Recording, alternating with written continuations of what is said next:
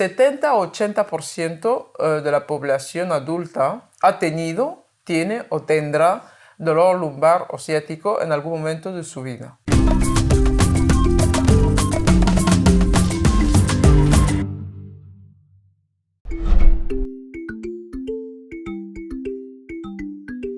Saludo y bienvenido de nuevo a mi canal. Yo soy la doctora Ngayam, médico anestesista y responsable de la empresa Domain Medical en Barcelona. Hoy hablaremos del tema del dolor lumbar, que es un tema que nos impacta mucho hoy en día por nuestro estilo de vida más sedentario, por nuestras costumbres alimenticias. Y para esto hemos invitado a un doctor experto en dolor lumbar y en tratamiento del dolor crónico. Para los que no te conocen, ¿podrías hacer una breve presentación? Sí, por supuesto. Mi nombre es Jan Clave, soy médico anestesiólogo, soy de origen paraguayo, de padre francés, pero vine a hacer la especialidad de anestesia aquí, a Barcelona, y luego posteriormente me formé en lo que es la clínica del dolor crónico. Muy bien. Y como le digo a todos los invitados, hay varias especialidades. Primero, ¿por qué escogiste la anestesia? Y segundo, dentro de la anestesia, el campo de dolor, que es un campo que tampoco muchos anestesistas no gustan. Exacto. Bueno, realmente mi primera elección no era anestesia, porque anestesia dentro de todo es una especialidad que es poco conocida entre los estudiantes de medicina, incluso para la gente en general. Pero es cierto que tenía un amigo que era anestesiólogo, que cuando estaba a punto de hacer la elección de la especialidad, pues me introdujo un poco y me llevó a quirófano, me enseñó lo que era el papel del anestesiólogo y lo amplia que es la especialidad. Luego, estando ya en la especialidad de anestesia, fue cuando descubrí un poco el dolor crónico. El dolor crónico es un campo que todavía tiene mucho en donde se puede explotar y que yo creo que es un sitio en donde se puede ayudar mucho a la gente y que todavía tiene muchos sitios por donde ir avanzando. Muy bien. Claro, es que el dolor crónico también tener dolor también en la población es algo que está mal visto, ¿no? Todavía la gente es el dolor ajeno es como que no existe, pero el dolor propio es como, wow, tengo mucho dolor. Muy bien. Vale. Entrando entonces en el tema que nos ocupa hoy, primero, ¿cuál es la diferencia entre una lumbalgia y un dolor ciático? ¿O es lo mismo? Buena pregunta. La lumbalgia o el dolor lumbar se refiere más bien al dolor localizado exclusivamente a la zona lumbar. Entonces, la lumbalgia tiene distintas causas, ya que puede ser la artrosis o incluso una contractura muscular. Sin embargo, el dolor ciático es un dolor que viene más justamente del nervio ciático. Este es un dolor que normalmente sí que nace en la zona lumbar, pero que puede irradiarse a toda la pierna, por ejemplo. Un dolor que nace arriba, que puede ir hasta el glúteo, hasta el muslo e incluso llegar hasta los pies. Vale. ¿Y los signos, digamos, precoces para saber tengo dolor ciático, cuáles dirían que son? Normalmente la gente que tiene un dolor ciático nota, por ejemplo, una sensación de hormigueo que baja por la pierna o incluso a veces una sensación de descarga eléctrica o de rampa que baja por toda la pierna. Estos son normalmente signos tempranos. Ahora, la cuestión es cuándo esta gente tiene que acudir al médico, por ejemplo. Sí, claro. Entonces, yo recomendaría sobre todo que este problema es algo que normalmente mucha gente lo tiene, pero que se autolimita en 3 o 4 días. Sin embargo, cuando el dolor ya no responde a los analgésicos convencionales o que incluso ya empieza a tener alteraciones de la marcha o alteraciones sensitivas, o sea, al que no noten un tacto correcto en la zona del dolor, o que tengan alteraciones incluso a la hora de ir al baño, creo que son síntomas de alarma que uno ya tiene que tener en cuenta para poder ir a la consulta médica. Vale. ¿Y qué causa el dolor ciático? Claro, teniendo en cuenta que casi 80% de la población en algún momento de la vida lo tendrá, ¿cuáles son las causas? ¿Qué puede causar esto? Muy bien. El dolor ciático en concreto la causa más frecuente de dolor ciático es la hernia discal. ¿La hernia discal qué es? La hernia discal es una patología del disco intervertebral que comprime un nervio. Entonces, ¿qué pasa? Que a medida que la gente envejece, entonces la columna va cediendo de sí, va colapsando poco a poco. Entonces se forma una rotura del anillo que envuelve el disco, sí, y ese disco pues tiende a ir para atrás, comprimiendo un nervio y produciendo lo que es el dolor ciático. Vale. Esa es la causa principal. Ahora existe otro tipo de causas, por ejemplo en la gente mayor, por el colapso mismo de la columna, el agujero por donde salen los nervios muchas veces se estrecha y entonces eso también de por sí puede comprimir. Y en la gente joven hay mucha gente que tiene una compresión del nervio ciático ya a nivel casi del glúteo. Hay un músculo que se llama el músculo piramidal, que es un músculo que tiende a contracturarse ya sea por defecto o por exceso de deporte y que comprime el nervio y suele dar un dolor que inicia a nivel glúteo y que irradia hacia la pierna. Vale, perfecto. O sea que, para resumir, la hernia discal, la edad, la artrosis, ¿no? Y el síndrome piramidal, exacto, entre otros. Son las causas principales. Vale, ¿hay otras causas? Hay más causas. Que podríamos decir, sí, en esto sí que podemos actuar, porque estos más o menos son causas que... Sí.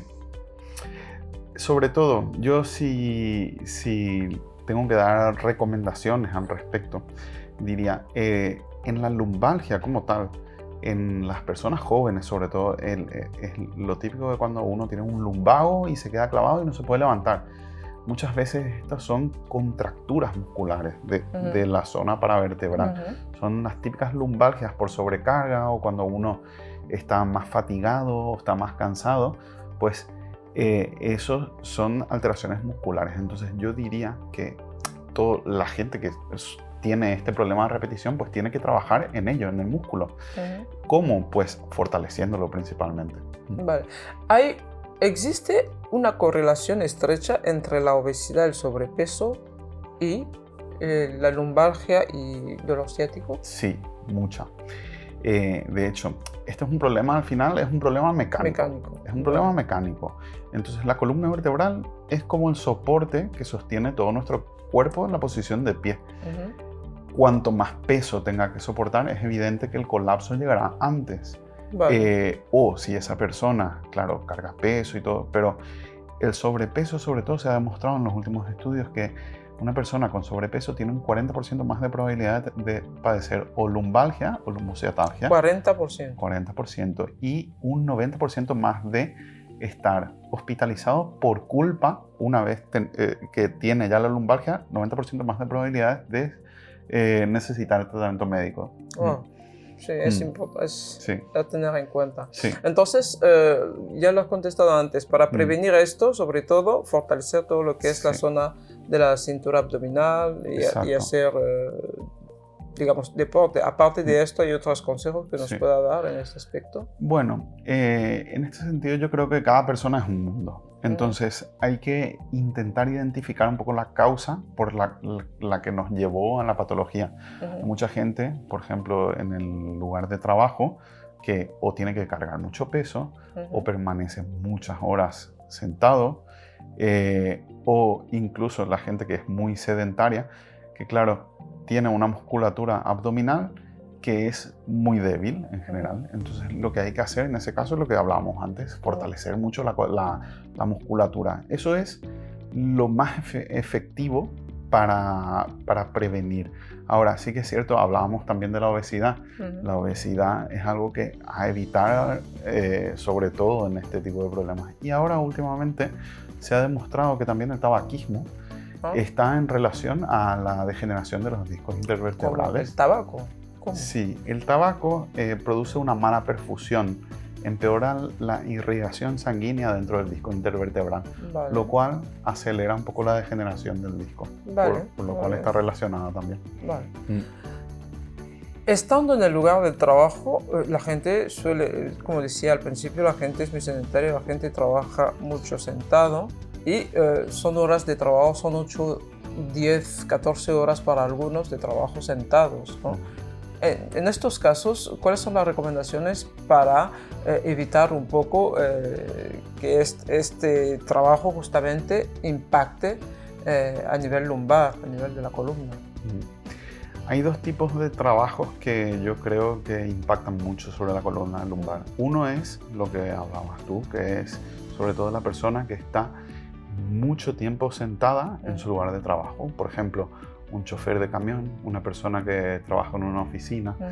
Entonces, hay ciertos consejos ergonómicos que se le da a esta gente. Por ejemplo, la gente que trabaja en oficina, es mejor una silla giratoria para que no tenga que hacer torsiones del tronco todo el tiempo. Se recomienda también mantener dentro de lo posible la curvatura de la columna. ¿Y esto cómo se consigue? A veces poniendo un cojín, por ejemplo, detrás de la zona baja de las lumbares para poder mantener la curvatura anatómica de la columna. Y sobre todo, no mantener esa postura sentado durante muchas horas. Por ejemplo, una persona que trabaja 8 horas sentada, pues yo le recomendaría que cada 1 hora o cada hora y media pueda levantarse, dar unos pasos, 1 o 2 minutos y luego volver a sentarse. Eso por un lado, la gente que está mucho tiempo sentada. Y la gente que carga mucho peso. El peso hay que aprender a cargarlo, también a saber cargarlo. Por ejemplo, cargando cajas o levantando. Es muy importante aprender a trabajar la mayor cantidad de músculos posibles y no agacharse solo y curvar la columna y levantar un objeto, sino que intentar flexionar las rodillas. Es como el peso muerto, el deadlift en americano, que básicamente se flexiona la rodilla, se tira mucho de cuádriceps, de isquio y de la musculatura del abdominal. Vale, perfecto. ¿Y durmiendo hay alguna postura que previene más el dolor lumbar? No hay una postura que prevenga, pero sí hay posturas que hacen daño. Como antes te decía también, es muy importante mantener todas las curvas de la columna cuando uno mantiene, o sea, cuando está mucho tiempo en una posición. Entonces, por ejemplo, la posición boca abajo sí que es la peor, es la peor, sí. Sobre todo porque a nivel cervical produce mucha torsión y también produce una columna demasiado recta sin respetar las curvaturas. Cuando uno está de lado, sí, normalmente se aconseja sobre todo poner un cojín entre las rodillas para poder mantener la altura de las caderas y a nivel del cuello, que mantener el cuello lo más recto posible. Incluso hay gente que recomienda en las personas muy delgadas poner un cojín también debajo del costado del abdomen para mantener una columna recta. Y si para las personas que duermen boca arriba, sobre todo intentar poner un cojín debajo de las rodillas para que la lordosis lumbar, que es la parte, la curvatura hacia arriba de la zona lumbar, pues se pueda mantener de esa manera. Muy bien, vale. ¿Alguna anécdota que nos puedas contar dentro del ámbito del dolor, que es un ámbito también bastante peculiar? Bueno, dentro del ámbito del dolor es cierto que, es como tú dices, es un ámbito de extremos el dolor. Yo, sobre todo, que a mí me gusta acordarme de la gente que me enseñó en esto. Y yo creo que las personas que tienen este tipo de problemas tienen que tener una visión un poco, o sea, general de este problema y ser muy conscientes de esto.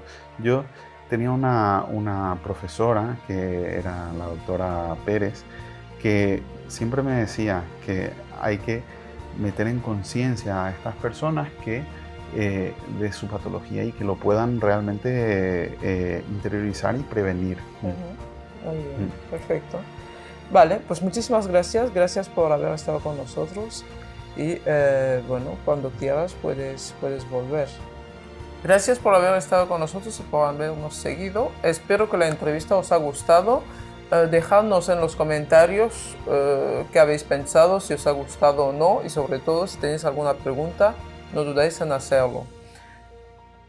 Nos vemos en el próximo vídeo. Sobre todo no olvidéis darle a like, suscribiros y compartir.